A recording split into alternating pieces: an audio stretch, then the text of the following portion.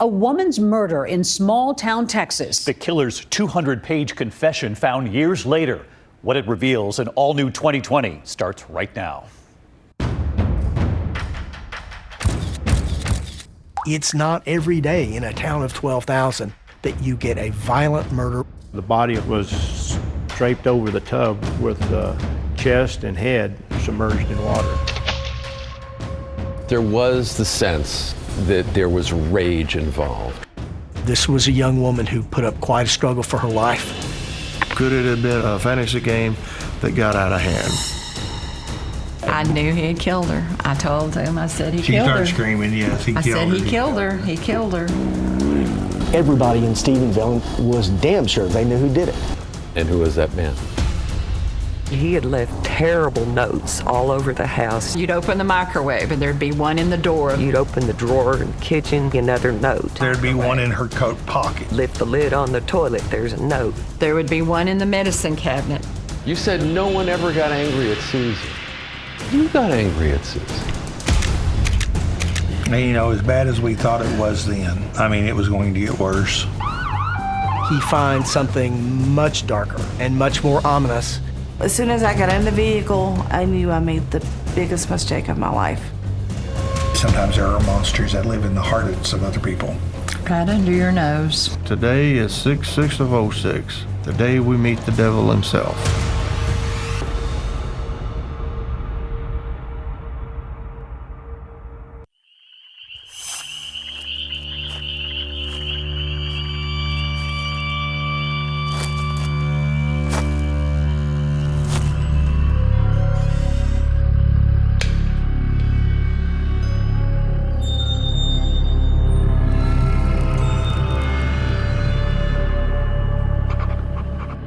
Deep in the heart of Texas, decades of unanswered questions about a murder found hidden in a trailer on the outskirts of the woods, a voice from beyond the grave, and a mystery that had lingered over a town for years was about to resurface.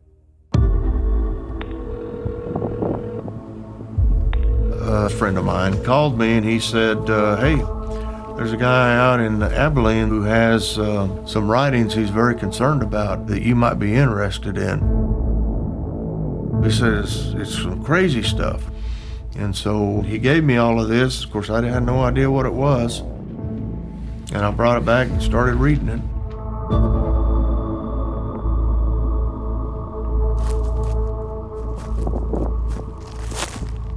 It remained this mystery. Nobody ever understood it. A killing that has preoccupied so many of us for so many years. By God, I had become a monster. I was the devil.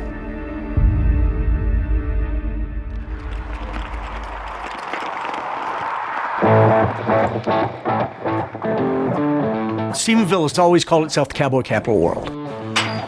It's real big on rodeos. There were a lot of professional rodeo cowboys that started here, so that was a big thing.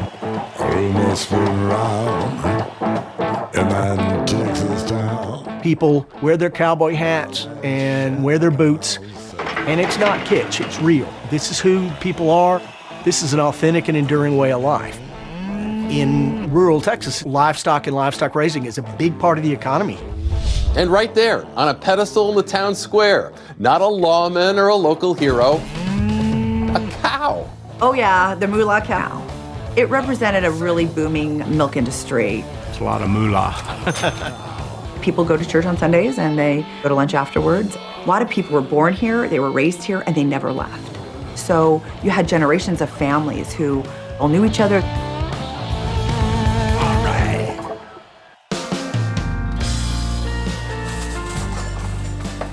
Author Brian Burroughs grew up in a small Texas town.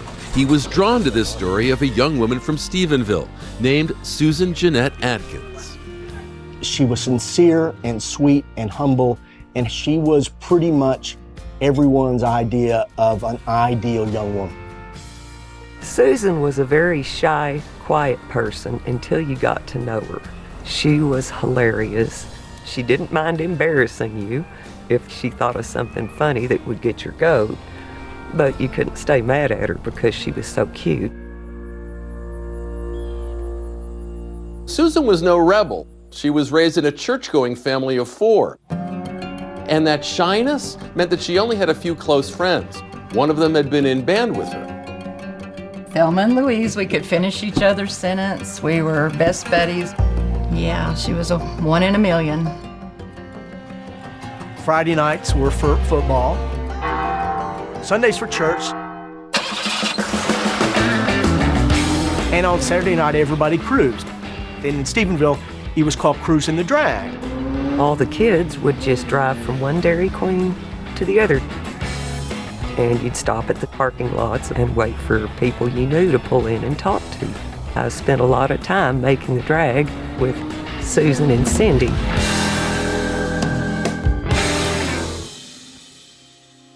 When she got out of school at 18, she took a job at a sandpaper factory. And her life started to change in ways that she hadn't expected. Susan was very beautiful. Every time we'd go out, the guys would go for her. How did she first get a look at Michael Woods?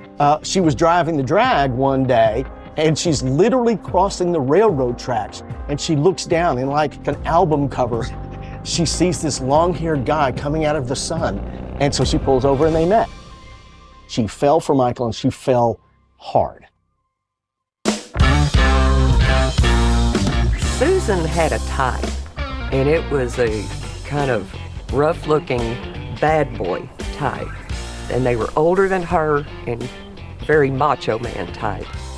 It's easy to imagine that she found Michael just a little bit exotic. You know, the long hair, he played the guitar, he played rock and roll. Michael was her rebellion. So in a town of crew cuts and cowboys, Michael Woods was a rocker. To Susan, he looked like Bob Seger. To everyone else, he looked like trouble. But that didn't deter Susan. They had fallen in love. For a while there, every fiber of this woman's being was dedicated to this man. I mean, she was all in. Then Susan tells Michael it's time for them to get married. And Michael, with just this amount of thought, is like, I'm free tomorrow between 11 and 1. At first, it was Susan and Michael against everyone, even her family, even after they wed. Stephenville was not the place for his rock star dreams.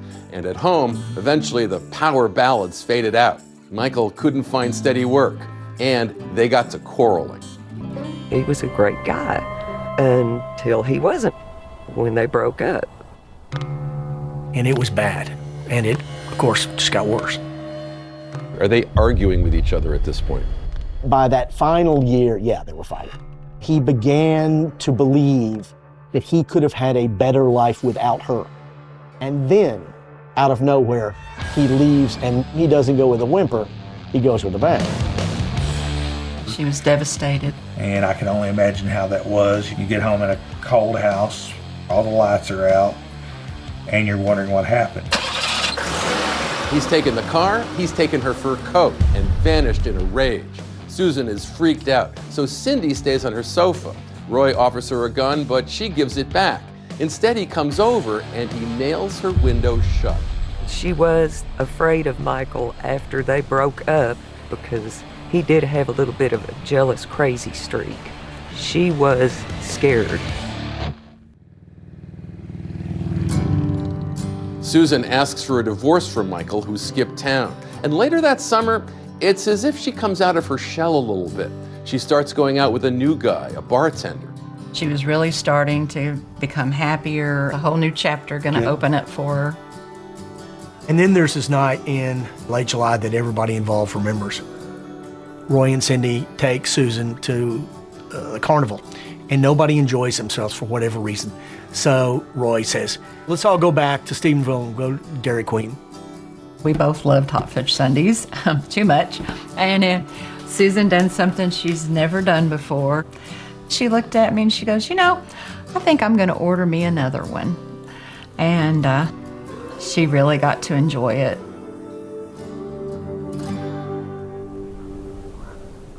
Two days later, her supervisor at the factory called her dad and said, we haven't seen Susan for a couple of days. And it's totally not like Susan. When we walked into the house, I just wasn't ready for what we were going to see.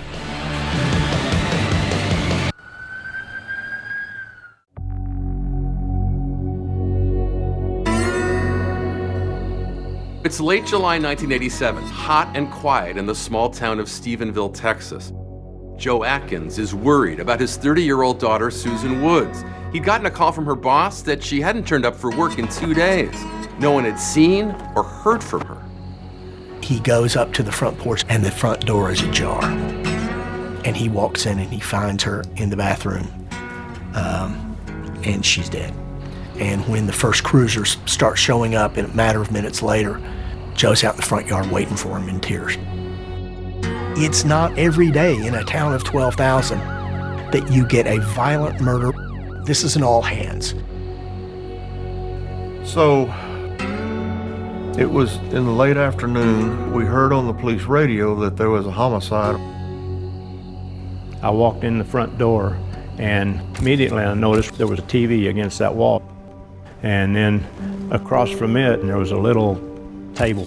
And on the table, there was a bag of chips and a Coke can and a cigarette tray with ashes in it. In the bedroom, there are signs of a desperate struggle. When we walked into the house and saw the carnage in the bedroom, I just wasn't ready for what we were going to see.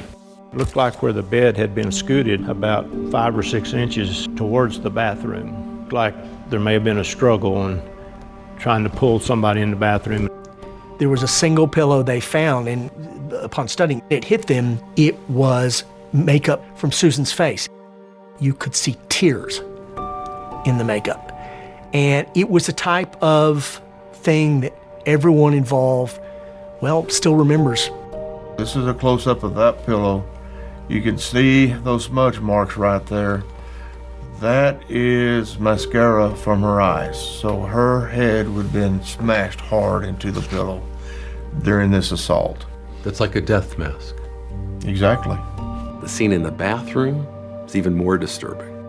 That's where Susan was found. She was completely nude, so it looked like a sexual assault. The body was draped over the tub with the chest and head submerged in water. Her hands were tied behind her back with what looked like a tank top that had been twisted up. Her arms were pretty high up. My initial thought was that somebody had used that as leverage to keep her under the water. And if that was the case, then there's probably going to be prints on the bathtub on either side. And sure enough, there were, both fingerprints and palm prints. But whose? So we got good prints on both sides of the body on the tub. We just had to identify who it was. It was pretty clear that the person who killed her tried to kill her 3 different ways. With a pillow across the face, clearly with some type of, it looks like an electrical cord, with a ligature mark across her neck, and then by drowning her. The scene was beyond horrific. Detectives took a close look at one detail, the 6 cigarette butts that were in the ashtray. You know, the question is, what is going on with 6 cigarette butts? I knew it was significant. Looked like somebody had been sitting there watching TV and smoking cigarettes and snacking. And she wasn't the kind that would let a person come in, especially a man. She was very introverted and cautious that way.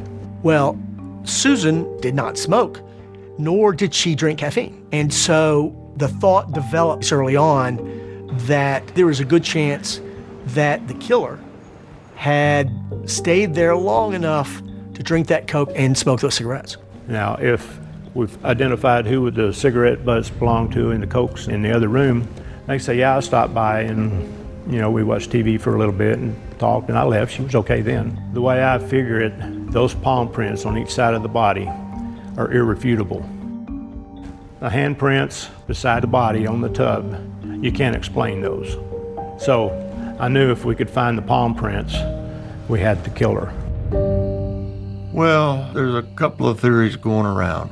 As far as the detectives could tell, robbery wasn't a motive. It was straight up sex, from what anybody could tell. There was the sense that there was rage involved. Something really violent had happened. Well, for entirely different reasons, the police and the community were thinking the same thing, that this was someone she knew. As we drove down the road, we could see strobing lights of emergency vehicles and stuff, and we got up there close to her house and we saw The yellow tape, yellow police, barrier tape yellow around police the front yard. tape. I knew he had killed her. I told him, I said he She killed her. started screaming, yes, he I killed said her. he killed her. He killed her. And I was talking about her ex-husband, Mike. And of course, everybody in Stephenville was damn sure they knew who did it. And who was that man? Michael Woods. No doubt in our minds, all the pieces to the puzzle led straight to Michael. She would have let him in the house. He smoked, and he had a very volatile personality, so the whole world blamed Michael from the minute it happened. Let's just say, as that impression and that conclusion spread around town, you didn't get a lot of pushback. And when the police talk to us, and that's what we tell them. There was no other enemy. You go from the victim and start working your way out, spiraling out. So, you know, he was a rightful first suspect. But Detective Donnie Hensley, who has taken the lead on the case, he has no evidence to link Michael to the scene. Or even being back in the town, or even being back in the state of Texas. And so he does what he has to do, which is he starts to look at the other possible suspects. And at one man in particular, a guy who'd been spending a lot of time with Susan after Michael had left. And some of that time in that very same bathtub. She would have a beer while I'd have 2 or 3 Coca-Colas. When you're investigating a case like this, you don't want to get tunnel vision and miss the obvious. I want the person that did it and nobody else. If I was them, I would be looking at me too.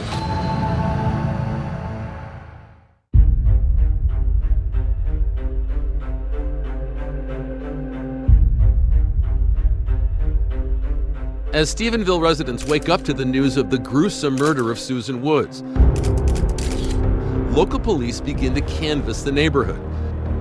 Turns out the man they want to talk to is someone that Susan met 30 miles from here. His name is J.C. Bowman.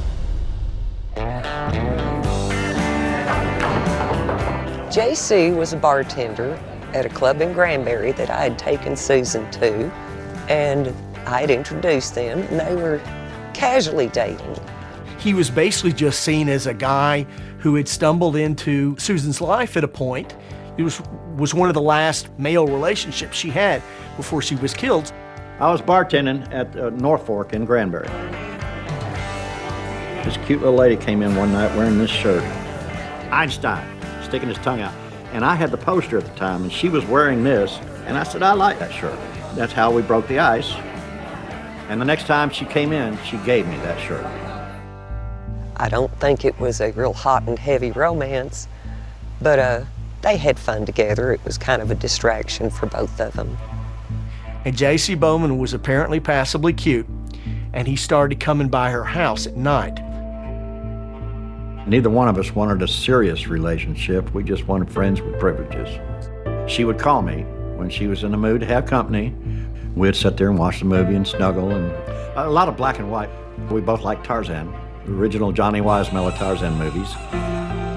I'd drink my Coca-Colas and she'd drink a beer. In the crime scene photographs, there was a picture of 6 cigarette butts that were collected. Then there was a beer can and a Coke can.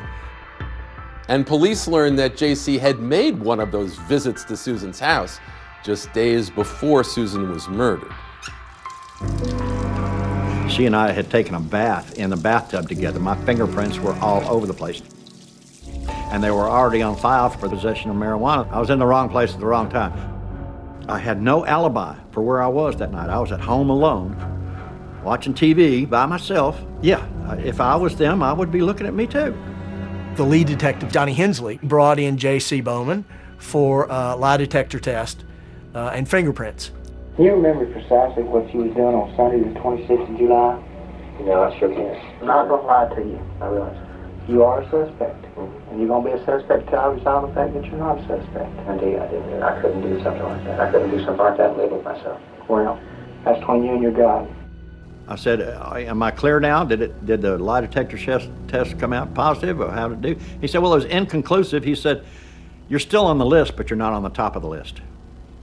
Police then turned their attention to the report of a man who was seen lurking outside Susan's home around the time she was murdered. So after J.C., though, things get a little bit interesting because First off, one of the neighbors did think that they saw a large guy in the neighborhood that night, maybe near Susan's house. There was a red pickup truck and a guy, a large frame man, probably 9 or 10 or 11 o'clock at night, was seen leaving her house, got in that truck, and they took off. So based on that, the suspect would have been a large frame, big guy. That's Roy Hayes. And, Roy was a friend, so, Hensley zeroed in on him. When Susan was by herself in those days and weeks after Michael left, she feared for her safety. It was Roy who came in and nailed the window shut. It was Roy who briefly lent her a pistol. So Roy had access. I got a call from the police department asking me to come in, and they wanted to ask me about, Susan Wood's death. My fingerprints were all over the house because I'd nailed all the windows shut. So, I'd pretty much a given. What was your relationship with Susan? It was mainly through Cindy, but I did know her. I sat down and drank a couple beers with her. And I know that she wouldn't have felt comfortable. You don't think she'd been comfortable sitting on the couch with you drinking Coke? No, I'm sure she wouldn't have. But the thing that really made him odd was that Roy played Dungeons and Dragons. It's a game where you have a bunch of characters, elves and mystics and things. And, in a Bible-fearing place like Stephenville, it did bear a whiff of the satanic. So back in the late 70s and early 80s, Dungeons and Dragons set off a moral panic around the country, thanks in part to shows like the 700 Club. Dungeons and Dragons creates a world of fear and death, the most thoroughly researched introduction to the occult in man's recorded history. And some critics went on to make false claims that the game caused players to take their own lives or even commit murder. A lot of people here thought it had satanic overtures. The question was, could it have been a fantasy game that got out of hand? Because I play Dungeons and Dragons, and that maybe under my sway or me under their sway or whatever, that we as a group had gotten together and done this. So Donnie takes Roy down to the Texas Ranger office down in Waco to give him the lie detector test. And he asked me a whole bunch of questions. Then when I got out and got done, they came in there and finally unstrapped me. Roy gets up, takes a deep breath, and Donnie meets him at the door. And Donnie says, "You did it." And Roy's like, "What? You flunked the test." He said, "You might as well go ahead and confess. You failed this test. You killed this girl." And Roy turns around with this look of horror, thinking that he's about to go to jail, when the ranger who administered it, came out and says, "You passed. You're fine. It was a misunderstanding." He accused me 3 times on it when he knew I'd passed the test. But I guess, in his mind, anything justified his actions to try to get somebody. It didn't just put his heart in his throat, it stayed in his throat for days, weeks, months, and maybe years. Although J.C. Bowman and Roy Hayes were both eventually cleared, for both of them it was a real white-knuckle experience. Well, I was worried that I'd end up being convicted and being sent to prison for a crime that I didn't commit. That, the guy who actually did it, that I felt did it, was Mike Woods. And Roy wasn't the only one. 5 months after Susan's murder, it's Christmas time, and Stephenville is convinced that no more investigation is even needed. Many didn't want to hear any other names. At the end of the day, everybody in town thought that it was Michael. Those close to Susan know even more about the couple's breakup and angry messages Michael had left for Susan to find. The cassette tapes and these little notes change everything. He's all but threatening her. She feared Michael.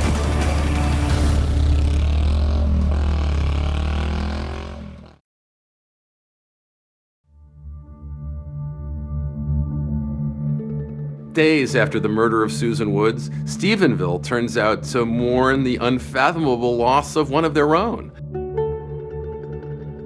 And for investigators, it wasn't so much about who showed up, it was about who didn't.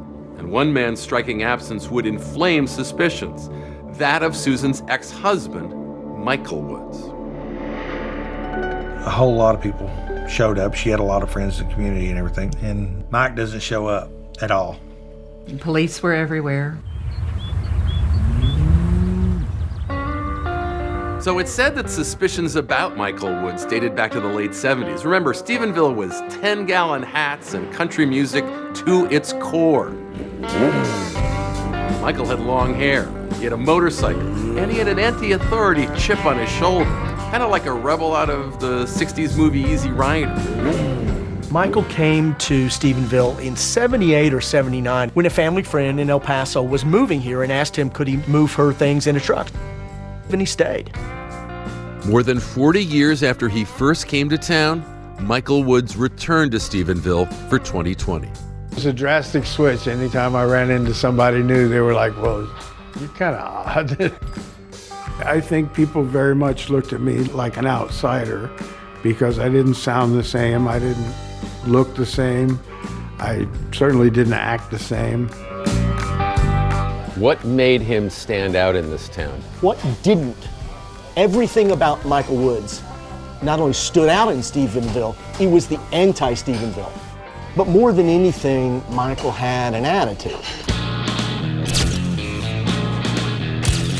I was a child of the 60s, and I wasn't about to cut my hair just to get along with a bunch of stuffed shirts. He presented as a very tough front, such that people were a little scared of him. When, inevitably, he would get insulted by somebody making a comment, he just popped him in the mouth. So the police would pull me over and like, who are you? What are you doing in our town? Michael Woods, when I first met him, he was a pretty cool guy, very confident. Michael was a live wire, and I think that's what Susan saw in him, is there was never a dull moment. Susan was a bit of an outsider herself. She didn't like cowboys and pickup trucks, and I clung to her. I was different than them, and she clung to me. We just kind of became our own unit. Michael Woods brought a defiant attitude to everything he did, including when he met Susan's parents. Let's just say good first impressions were not Michael's strong suit. When I went to Susan's house the first time, it was hot, so I was wearing a pair of cutoffs, and that was all. And her mother answered the door and just about had a heart attack because here's this half-naked man at the door asking for my daughter.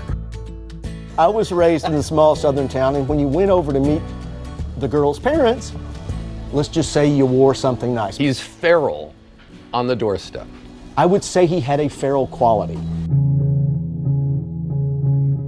Michael just can't stand Stephenville. Out of nowhere, he tells Susan that he's got a job offer back in El Paso where he grew up in an auto repair shop. And she takes a deep breath and says, sure, it's an adventure. She's never lived anyplace else. She was all in.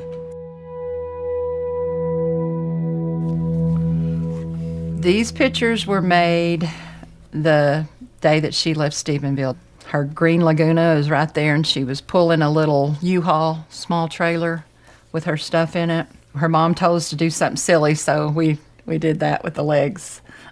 We didn't know what else to do.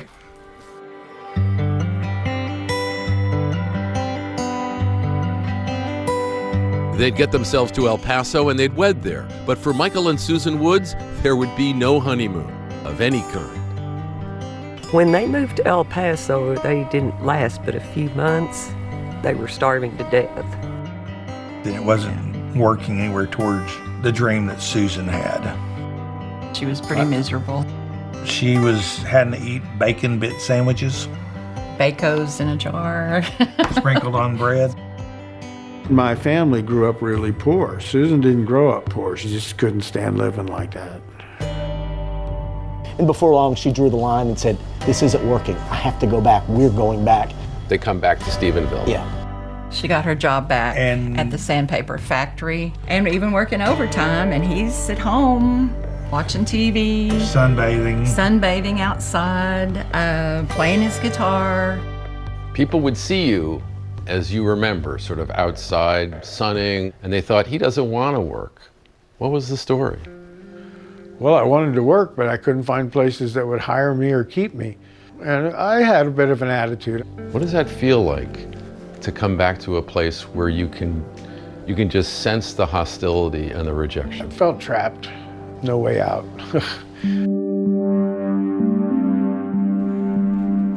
And then one day, Michael just ups and leaves. He vanishes.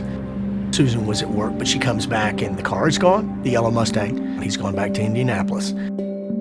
Susan was a basket case, crying, couldn't stop crying. He had left, taken things that belonged to her, crystal prisms that she collected, just what he considered his half of everything they've got. He takes the Mustang. He takes the only car they have. Yes, it's one thing to take a Mustang. We all like Mustangs. It's another thing to take the one in which the only one of them that works drives to work. Michael leaves without ever saying a word to Susan's face, and yet he gets the last word in anyway. Why? Because he'd tape recorded a 30-minute angry diatribe. It's laced with profanity, and he leaves the tape for Susan on her kitchen counter. The B word. A lot of bad words. He tells her that everything is her fault. The fact that they have no friends, the fact that he couldn't get a job, everything. And to add insult to injury, he had left terrible notes all over the house. You'd open the microwave and there'd be one in the door of the microwave. You're a bitch. You know, it's all your fault.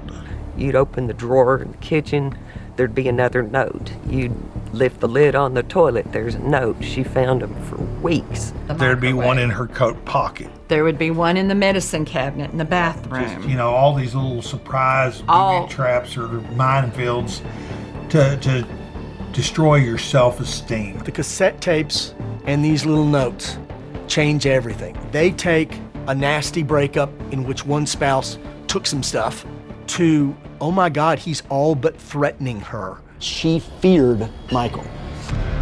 That seething rage and Michael's words to Susan, it's not lost on police investigators. I'm sorry.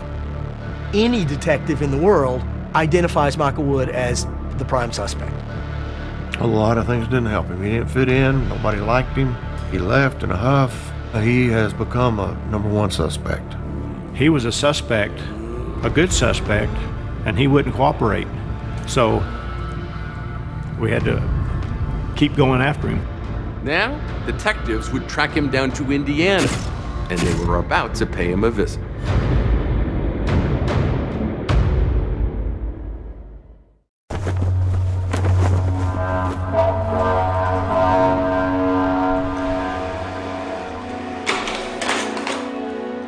The investigation into the murder of Susan Woods starts to reveal new leads. Police learn of that angry, profanity-laced tape and notes that Michael left for Susan before hightailing it out of town. Michael Woods had taken a Mustang that she had bought and gone to Indianapolis, Indiana. At the end of the day, everybody in town thought that it was Michael. That's what all the family thought. That's what her friends thought. They were afraid that he was going to come back and hurt her.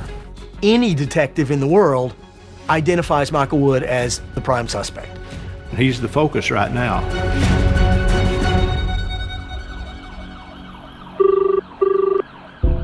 Stephenville investigators reach out to the Indianapolis Metropolitan Police Department, asking them to find Michael Woods and bring him in for questioning. On a Wednesday morning, the day after Susan's killed, he's in his front yard and police drive up. And I said, well, is this about the parking dispute? Because there was a parking dispute at the house. And they said, yes, if you'll come downtown, we can wrap this up. So Michael goes on downtown, he's led into a conference room, and there's a bunch of cops in there. As a matter of routine, it's necessary for us to establish an alibi for you, where you were at and so forth. I'll assist you anywhere I can. And as Michael tells the story, they began to accuse him, saying, we knew you did it. They said, well, your wife's dead and we know you killed her, so you might as well confess now so you don't get the gas chamber. And that's how I found out my wife was dead. I had to take a break from that, and I went to the restroom and threw up. It was such a shock. In the back of my mind was thinking they must have made a mistake, it must be somebody else. Michael also tells police that he was in Indiana when the murder was committed, and that the last time he spoke with Susan was a couple of weeks before she died. When was the last time you spoke with your wife? I spoke to her, I think, a couple weeks ago. Would you say that was a friendly conversation on both ends? It was friendly, but not as friendly as I would have liked. Did she indicate she was seeing anybody? She indicated that she was seeing other men and was glad to see men that didn't have my problems. It was refreshing. At one point, the police officer wrote out a confession and asked me to sign it. And I said, no, I'm not going to sign that. I think I want a lawyer. And so they let me go and I had to walk home. Michael would say later that he took the yellow Mustang and some of the stuff in the house because he and Susan shared ownership of those things. And as for that rage-filled tape and those notes he left for Susan, well, Michael says he was angry, but he never intended to threaten her. You said no one ever got angry at Susan. You got angry at Susan. Yeah. Do you regret that now? Of course I regret it now. If I had known something was going to happen to her, I would have never left. What do you mean by that? After I left, I kind of felt like she got murdered because I wasn't there to take care of her. I couldn't even come to her funeral because I didn't trust the police not to shoot me. You thought you'd be gunned down as you tried to attend her funeral? I thought they would arrest me and find some excuse for shooting me. Michael is in the crosshairs of the Stephenville police investigation. They suspect that Michael drove back to Texas, committed the murder, and returned to Indianapolis. Lead investigator Donnie Hensley just needs Michael's fingerprints and palm print to connect him to the crime scene. So they get on a plane and head to Indianapolis. Sergeant Hensley and I drove by the house where Michael Wood was staying just to get the lay of the land. Later on, we came back with the surveillance van. You drive by vans like that all the time and you don't pay any attention to them. So innocuous, just sitting there. As luck would have it, they actually spy Michael and his brother in the front yard. And they're starting to put out items for what looks like a yard sale. And Donnie notices a number of crystal figurines being sold in this yard sale and says, aha, those have got to be crystal figurines that he stole, took, purloined from the house. I bet you we could swoop in and get him for theft. They used that to get a search warrant to go grab Michael. The Indianapolis police not only saw the figurines, they found some marijuana and they arrested him, and that's how they got his fingerprints and palm prints. Michael is never charged with marijuana possession, but the lawmen from Texas get what they came for. Donnie walked back to the Indianapolis airport the next day going, aha, on these cards, I've got his prints, we've got the bastard. So they're thinking, okay, we nailed him.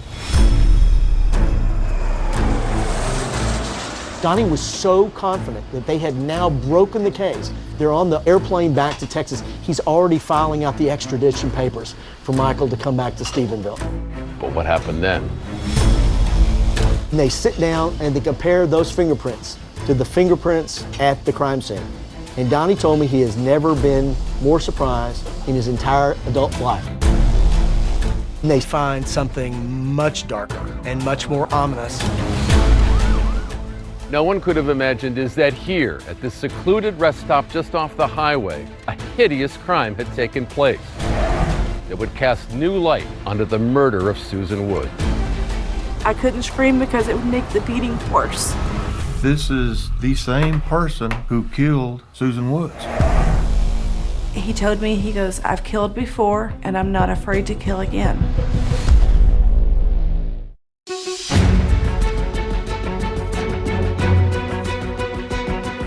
This was a young woman who put up quite a struggle for her life. It's like a death mask. I needed the case solved, and I owed it to Susan to find her killer. I think this might be it. As soon as I got in the vehicle, I knew I made the biggest mistake of my life. And in Shannon's telling, suddenly Dr. Jekyll turned into Mr. Hyde. Why were you leaving items of clothing around the campground here? Because no one knew I was down here. He got on top of me and he pushed my head into the water. He said, I've killed before, and I'm not afraid to kill again. It was like hearing that Beaver Cleaver had killed Susan. Nobody ever suspected him. Nobody. Once you hear Shannon's story, each one of these pictures connects somehow to what happened to Susan Woods. Susan let him in her house because she felt he was as harmless as we did. I was, without any doubt, evil to my entire core. A monster if one was ever born. Gotcha.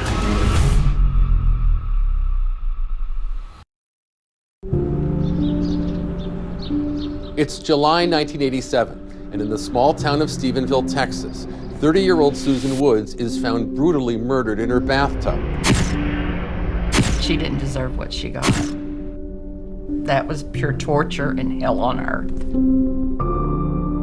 As they investigate, police zero in on her estranged husband, Michael Woods, whose bad boy biker attitude had made him a town pariah, and who'd had an angry bust-up with Susan just weeks earlier. She was afraid of Michael after they broke up. Every window was nailed shut.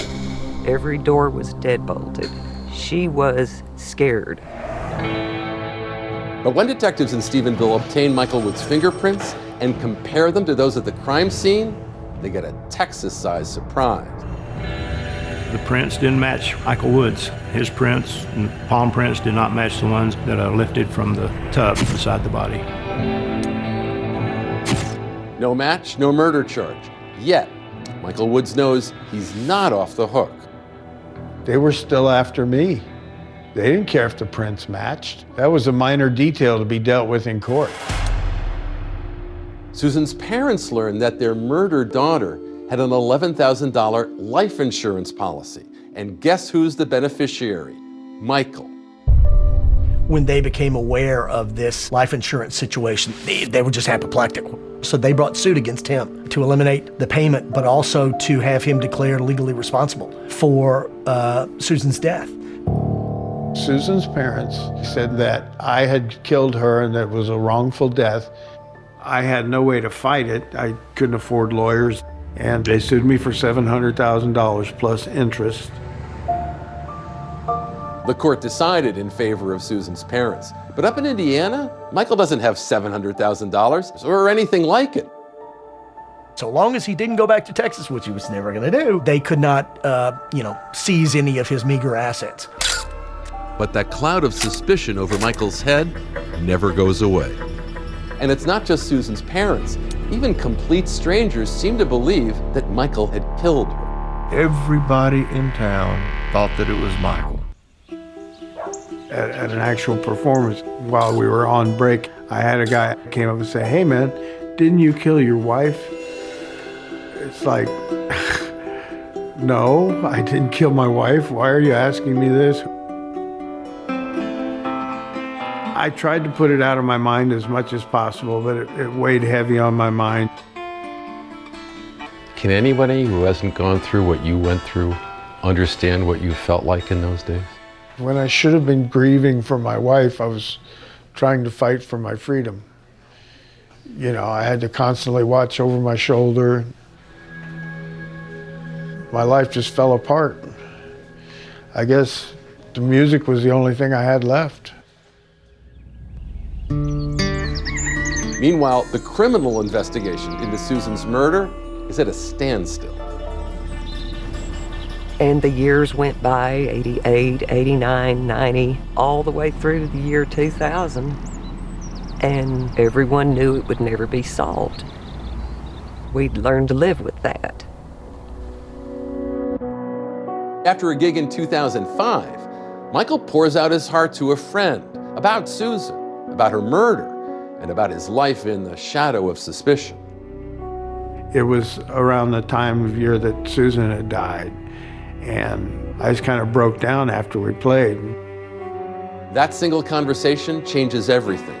His friend emails the Stephenville police and begs them to help Michael, says he's been really suffering about all this. I thought, well, this is interesting, so I called her. And I said, okay, have Michael call me, because if he'll cooperate with the police, then we'll reopen the case. I didn't hear anything for 6 months. Still, Detective Miller sees an opportunity here, thanks to DNA testing, which was not available when Susan's murder was first investigated. Remember those 6 cigarette butts from the crime scene? They had a male's DNA on them. But whose? Don Miller wanted to get my DNA, and I was pretty weary of cops. And at first he said yes, and then he called back and said, no, don't come. So I went up there anyway. Suddenly, after 19 years, Michael Woods is face to face with a Stephenville police officer. What did he say that caused you to open the door? You could have shut that door and never seen him again. I needed the case solved, and he was at the door, and I owed it to Susan to find her killer. We stood out on the porch while him and his partner got my DNA. The DNA came back, it's not his DNA. So 100% now, there's no question in my mind, Michael Woods is cleared. And I call him, he just started crying, and he said, thank you, and he hung up. I don't think any of us can know what it's like to get the phone call you got that you had been cleared in the murder of the woman you loved. What does that feel like? I couldn't think clearly for a few days. It's like it's finally over. You know, they're not going to put me in jail. I'm not going to die in prison.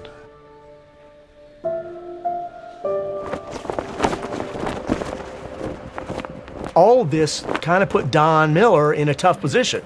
You know, good news for Michael Woods that you're not a murder suspect, but bad news for Don Miller, he's just freed up his only suspect. That leaves Don Miller with almost no remaining leads, except for those original fingerprints from the crime scene. I take them to DPS in Austin. I ask them to run these fingerprints through an automatic fingerprint identification system. So a few days later, there's a call from a trooper down in Austin. He says, got a match on those prints for you. When Don reads the DA's file, he finds something much darker and much more ominous. He told me, I've killed before, and I'm not afraid to kill again.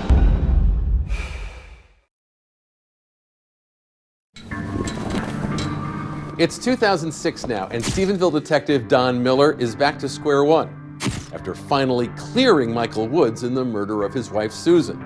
So he takes the existing fingerprints, from the crime scene, and he runs them in an FBI database system, one that did not exist back in 1987. And finally, after all this time, there is a match.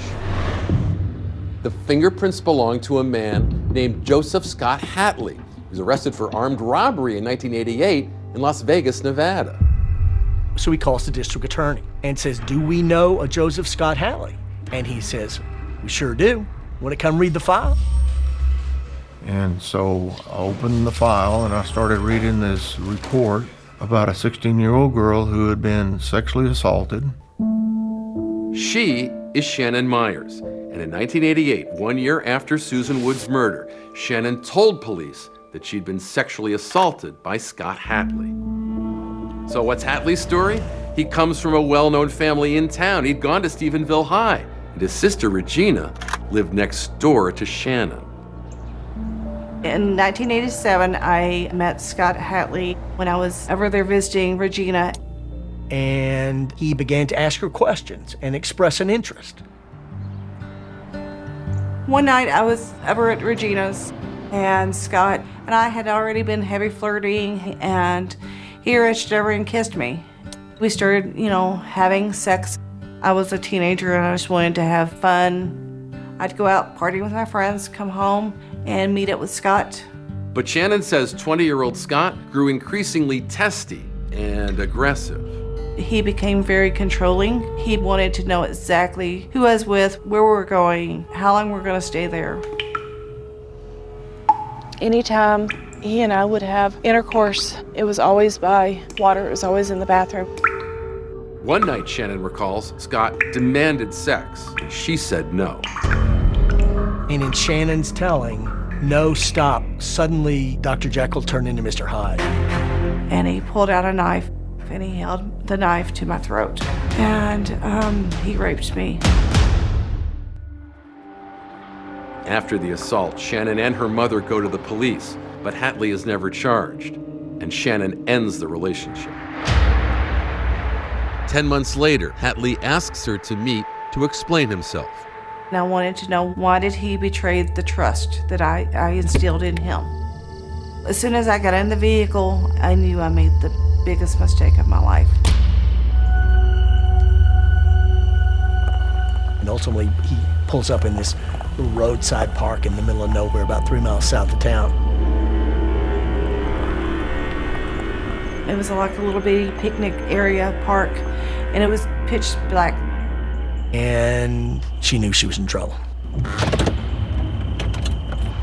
So did you come over here? Is that what happened? You walked? We got out of the vehicle. We came over here and sat down. He kissed me passionately, and he wanted to have sex immediately, and I told him no. And then that's when he released his rage on me. As the car is going by, I'm thinking, help, somebody help me. And I couldn't scream. I was screaming inside, but I couldn't scream because it would make the rape worse. It would make the beating worse. I always had to stay naked. I couldn't put my clothes back on. And he would drink, and he would smoke a cigarette. And then the cycle of abuse would happen again. They were out there all night long, and the violence nearly really let up. At some point, she got up and ran. Go ahead and show us if you'd like.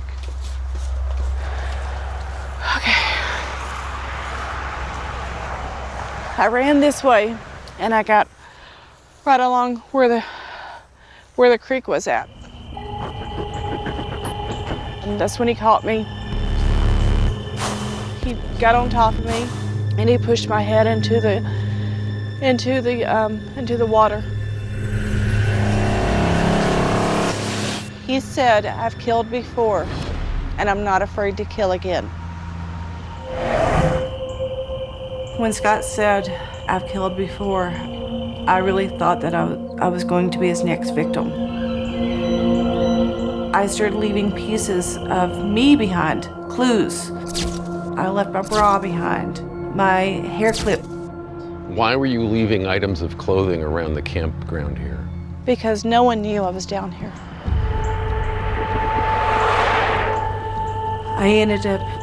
I stopped fighting him. I started manipulating him. What sort of things did you say to him then? That I loved him, that I want a future together. That still, it just sends shivers through my spine, even seeing it today. It was probably around 2 to 3 in the morning when we started getting into the vehicle, and Scott turned on the light. And I believed what saved me was because I did like this, and I hid my face. He really could not see the bruises, and he goes, "Okay, I'm gonna take you back home." He goes, "Don't you tell, or I'll come back and I'll finish." And I believed him. As soon as I got home, my stepfather walked out of the bedroom, and I fell into his arms, and I said, "Scott did this." Her parents take her to the hospital, and once again, Shannon reports a sexual assault at the hands of Scott Hatley to the police. And with photos of her injuries and rape test kits to support her account, Shannon is convinced that this time, Hatley will be charged with rape. Hatley is so sure he'll be arrested that he flees to Vegas, and there he gets picked up for armed robbery, where those crucial fingerprints are taken. The case went to grand jury, and that went on deaf ears. The grand jury didn't indict Scott because of lack of evidence. This was back in the day in the state of Texas, where if you could show a young woman was promiscuous, you could undercut a rape charge. That's exactly what happened. I'm still mind blown by that. You had pictures of bruises of him choking me. You had the rape kit. You had everything. To me, the justice system that day raped me. It was a lot for the 16-year-old me to take. For Detective Miller, Shannon's story is a roadmap that leads directly to Susan Wood's killer. Now, time to put the heat on Scott Hatton. I'm just going to straight up ask you, did you kill him?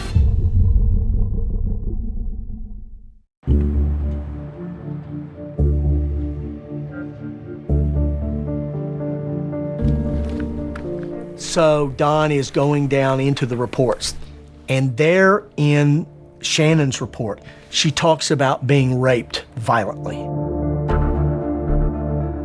And Hatley said, "You mind me, because if you don't, I'm gonna kill you." And then Don read the words that changed everything. This Hatley said, "I've killed before." And Don leaned back, he thought, gotcha. So to make it clear, this all took place in 1988, and you're looking at these pictures in 2006, isn't that correct? Yes. Once you hear Shannon's story, each one of these pictures connects somehow to what happened to Susan Woods. My mind is going back to Susan Wood's crime scene because everything is matching now, up to and including the cigarette butts. Just the sheer violence, the manner in which she was sexually assaulted, the fact of he would, beat her senseless and she'd come back around and he'd do it again, and in the meantime be smoking and drinking. That explained why I had 6 cigarette butts in the ashtray. Here's another shot of that creek you were talking about, and this is an important moment in Shannon's narrative, isn't it? It's very important in Shannon's narrative when she said, "There's the indentation of my body, there's the creek that my head was held under as I was being assaulted," then I knew that this crime scene is the same as Susan Wood's crime scene. Because that's exactly what happened. That's exactly what happened to Susan. Yes, sir. Shannon's assault took place in 1988, a year after Susan Wood's murder. No one thought about connecting the two cases back then. And had Hatley's fingerprints from his arrest in Vegas been available on a database, detectives might have put the pieces together. I mean, Shannon was the key all along. So at this point, things begin to move really fast. Hatley turns out not to be hard to find at all. He's in the phone book down in Round Rock, Texas, just outside Austin, where he worked as a supervisor at a warehouse. So my partner and I, Russell Ford, we get in the car, and as we're headed down to Round Rock, Texas, I looked at Russell and I said, "Today is 6/6/06, the day we meet the devil himself." And we did.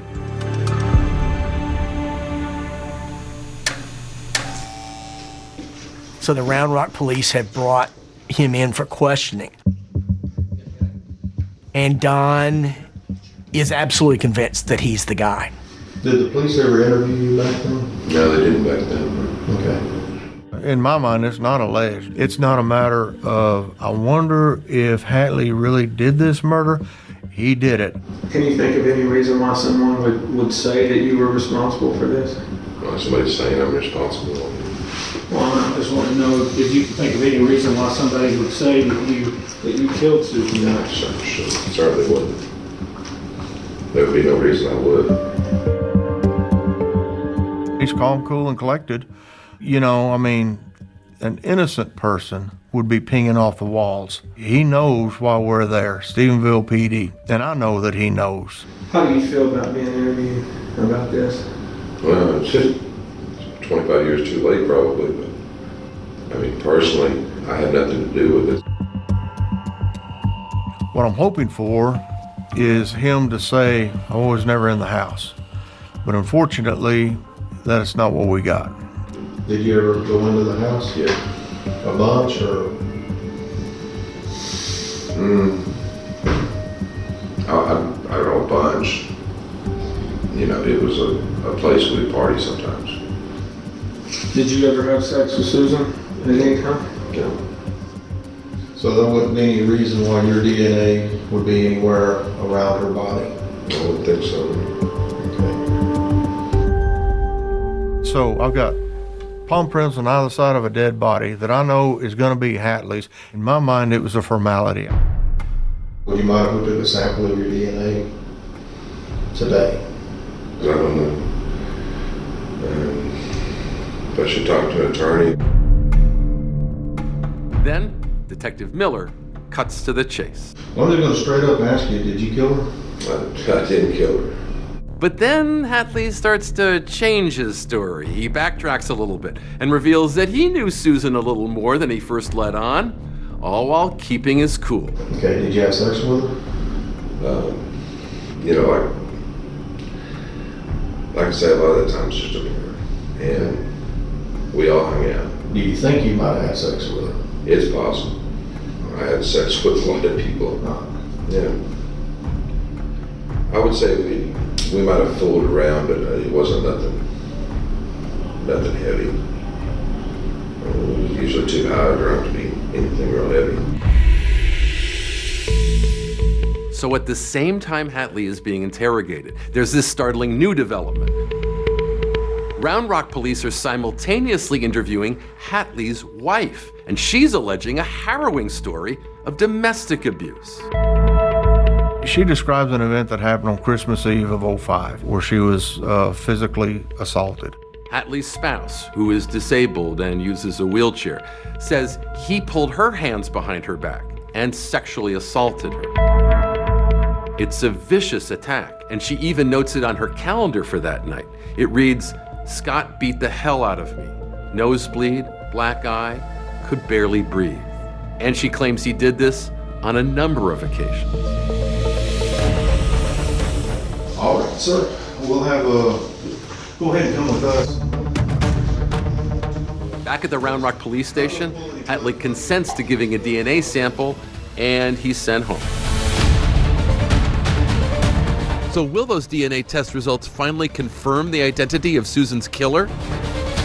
Or will Scott Hatley walk away again? It was very, very hard to take, but the evidence was there.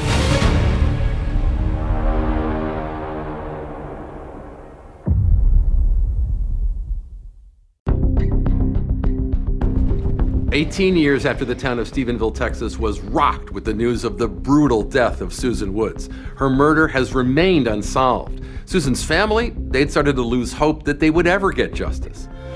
Then, a dramatic development while Joseph Scott Hatley and his family are out to dinner. They went to eat supper, and when they left the restaurant, the SWAT team arrested Hatley. Hatley was arrested for domestic violence charges tied to his wife's graphic allegations of abuse, and that gave Detective Don Miller time to run Hatley's DNA for the murder of Susan Woods. The DNA from the cigarette butts are a match for Joseph Scott Hatley. The first person Detective Don Miller tells is Susan Woods' father, Joe Atkins. I said, "Mr. Atkins, the guy who murdered your daughter has been arrested." And he said, "Well, I'm glad you finally got old Michael. I thought he was going to get away with it." And I said, "No, sir, Mr. Atkins. It was a guy named Joseph Scott Hatley." And he looked at me and he said, "Well, I don't believe it." To hear that Scott Hatley was who had killed Susan was like hearing that Beaver Cleaver had killed Susan. For Susan's friends Cindy and Roy, the news is even more shocking. They know Scott Hatley. They're related to him. My initial reaction was, oh boy, there's no way he did. He was my first cousin that I was raised with. He was like a brother to me. It was very, very hard to take. But the evidence was there, and I did believe Don. I did believe him. Hatley was a chameleon. Nobody ever suspected him. Nobody. It gets even worse. Hatley would talk with Susan's unsuspecting friends about her murder. He even attended a birthday party with Susan's friends just weeks after her death. Susan was the main topic of conversation at this birthday party. It's all anyone talked about. including Scott, wanted to discuss it. He did have a fascination with the case, but we all did at that time. Michael Woods, he'd spent decades as an outcast, scorned, under constant suspicion for his wife's murder. Now, her real killer had been found. I was shocked. It was her best friend's cousin, a monster if one was ever born. And I can't imagine what Michael went through all those years, knowing that everybody blamed him for something he didn't do. There was a lot of hatred toward him. DNA tells a story, and it doesn't lie. The proof is there that I didn't do it.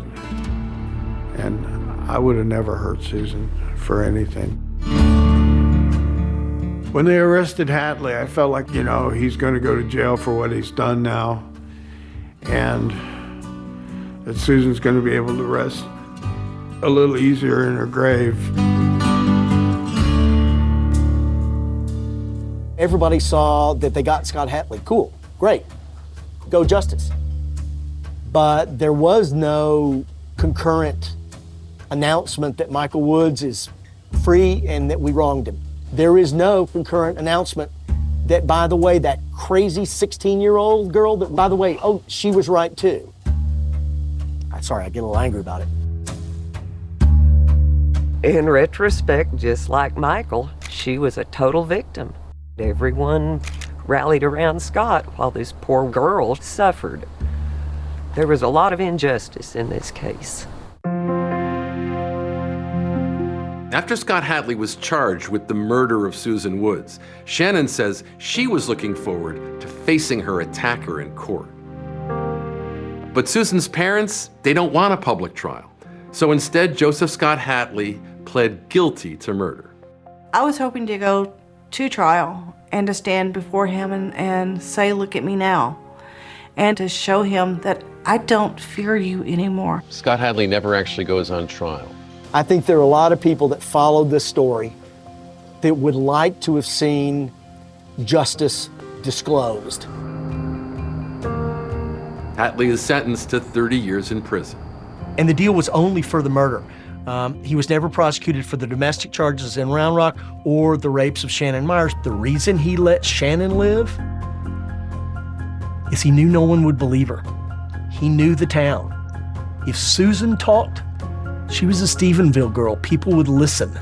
They would know. Shannon is only alive today because Scott Hatley knew no one would believe her.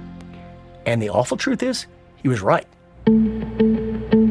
Stephenville was a town that kept its secrets well hidden. But there was one more shock still to come to light, a discovery that would shed light on how Hatley became a monster. Susan let him in her house because she felt he was as harmless as we did. There's no way he could be dangerous. Secrets revealed in Joseph Scott Hatley's own words. I had become a walking demon. I was his servant, his slave. I was the devil.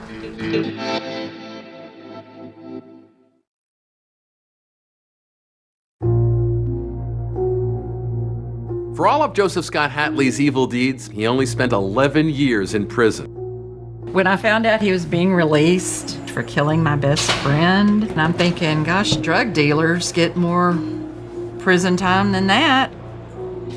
He moved into a trailer near his daughter outside of Abilene, Texas, was diagnosed with cancer. And in December of 2021, his landlord found him on the floor of his trailer dead. There is a God. Thank you, Lord Jesus. Unknown to all, in that trailer on the outskirts of the woods where he'd spent his final days, there were answers to the mystery of his depravity just waiting to be found. So not long after Hatley was found dead, Detective Don Miller gets this call. Somebody had just bought the trailer where Hatley died, and while cleaning it out, had found all sorts of disturbing stuff that really creeped him out. Pages and pages of a handwritten account of a life of crime and murder. He shares those surprising findings with writer Brian Burrow. The killer, in his own words, it answers all the things that nobody ever knew, the whys and the hows, and the insight into the mind of Joseph Scott Hatley. Scotty was just a goofy, kind of chubby kid that didn't quite fit in at school. He seemed utterly harmless.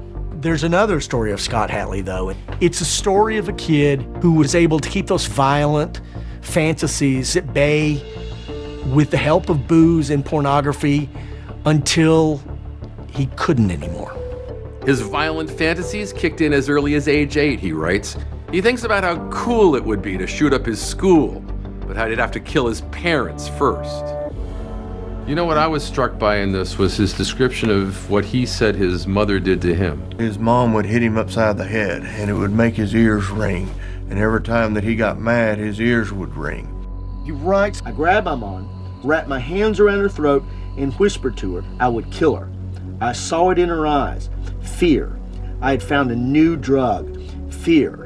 That slap of his mother's and what it triggered in him, it would reverberate for years. And after we graduated, I didn't see him until he had kind of got out of the Air Force and come back. And he was drinking a whole lot. He writes, smoking and drinking beer out on the drag. Man, I felt like a rock star. He writes about how from the age of 13 onward, he craved the feeling of being intoxicated. But it was with a cold, clear mind that he began to plot his hideous crimes. He said, everything that I ever did, I thought about doing when I was sober. Hatley writes that it was at a weekly roundtable gathering of friends organized by his sister Regina that he got his first look at Susan Woods. He'd come to drink and play cards that summer night. In his drunken state, he thought Susan was flirting with him. A week later, he was still thinking about her. You must understand, I did not set out that night to hunt anyone. I was lonely, drunk, high, and looking for a good time. There was no reason for him to go to her house. She probably let him in because of me, because she knew he was my cousin. That's it. She let him drink a Coke, and they talked. At one point, I overstepped my bounds, and Susan slapped me. What happened next is a blur. By the time I came out of the fog, I had brutalized her. She was alive. I could have stopped, but I didn't. She said she would not tell anyone if I just let her go. I found it interesting that she thought any of that mattered. I asked her if she believed in God. She said she did. I told her then, you need to pray. He actually writes, by God, I had become a monster. Given the state Susan's body had been found in, police were never able to discern exactly how Susan had been killed. But Scott Hatley knew, and he wrote about it. It was not death by drowning in the bathtub, but suffocation by a pillow. That would tell the tale of murder. Immediately after killing Susan and leaving her house, Hatley drives past the police department, and he claims in his writings, thinks about turning himself in. What he actually did, days later, was go to Susan's funeral, sign the guest book, and silently taunt the police as they watched the crowd. I did not cry, I did not grieve. I was, without any doubt, evil to my entire core. And then he finishes, I wish with all my heart that I could tell you I've mourned for what I'd done, but that would be a lie. No one suspects him. And Hatley writes that when he sees his crimes in the paper, he experienced an unbelievable thrill. My sister had a round oak table in her kitchen that for years our group would sit around, drink, and talk the nights away. We spent many hours discussing Susan's murder. My cousin's boyfriend was a suspect, so she had inside information. Scott, we sit at the table. We would build him in. Scott had no serious concern that they were any longer going to get him because they were so fixated on Michael Woods, who Hatley actually calls my other victim. He was right there. Nobody ever suspected him. Nobody. How could they know that the answers to the questions sat right across the table? We don't realize that sometimes there are monsters that live in the hearts of other people. Right under your nose. Right under your nose. Towards the end, Hatley sums up his life with another final chilling realization. I've spent hundreds of pages writing about my two sides, Dr. Jekyll and Mr. Hyde. Those men in the mirror, are they still there? Can I see them? To say I don't would be a lie. They have always been there and always will. But what about Shannon? What words did Hatley have for her from beyond the grave? And what was her message back?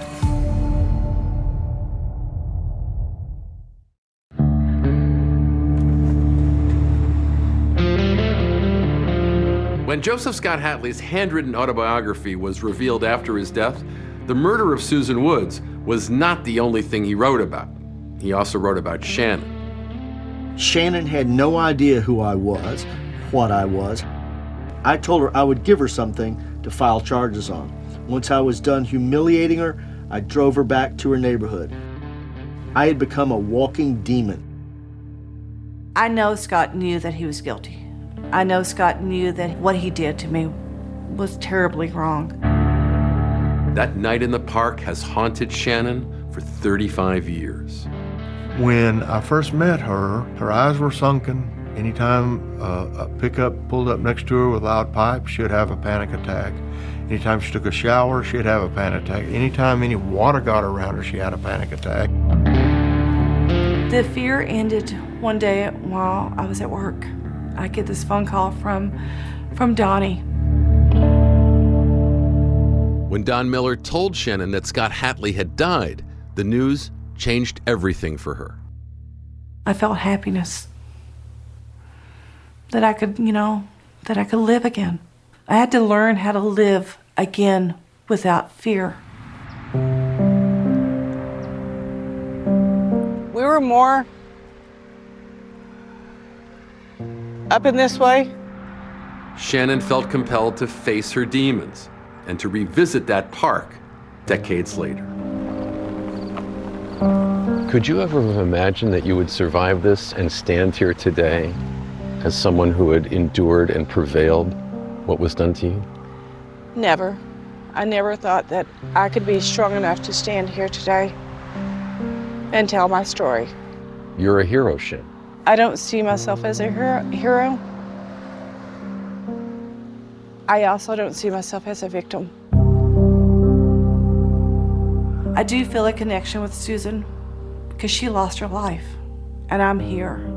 I still feel like, we're bonded by that, strangely.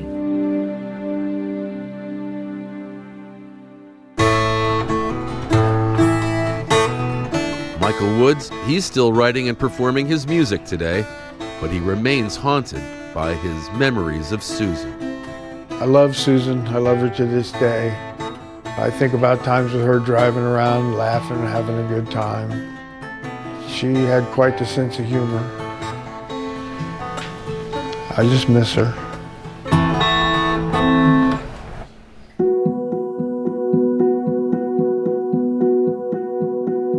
I miss her every day. I do. But she did come to me in a dream. She was walking along the road, and I put my hand on the glass, and she put her hand on the other side of the glass.